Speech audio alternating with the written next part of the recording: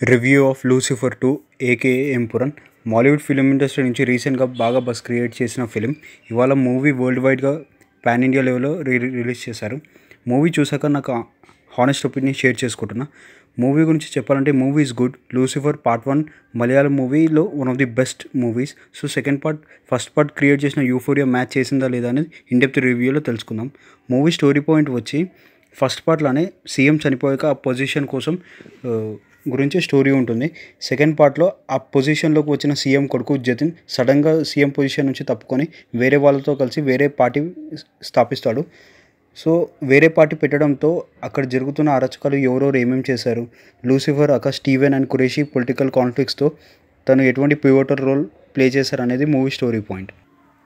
మూవీలో plus points వచ్చేసి మోహన్ లాల్, పృథ్వీరాజ్ వాళ్ళ acting elevations and screen presence బాగున్నాయి. First half is good and కొన్ని ఎలిమెంట్స్ బాగున్నాయి. పర్టికులర్గా వచ్చే flashback elements and peculiar elements బాగున్నాయి.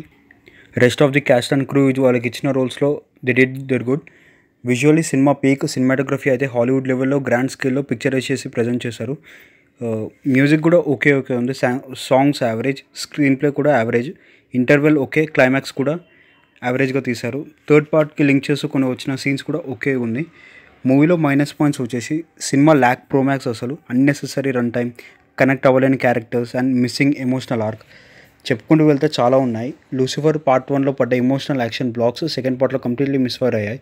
స్టోరీ, స్క్రీన్ ప్లే, డైరెక్షన్ కొంచెం ఎఫెక్టివ్గా ఉంటే బాగుండేది. పొలిటికల్ సీన్స్ అయితే అసలు ఇంపాక్ట్ ఇవ్వలేదు. మూవీలో ఇంప్రెస్ చేసిన కొన్ని ఎలిమెంట్స్ వచ్చేసి Mohan Lal and Prithviraj screen presence, action blocks and visually cinematography చాలా బాగుంది.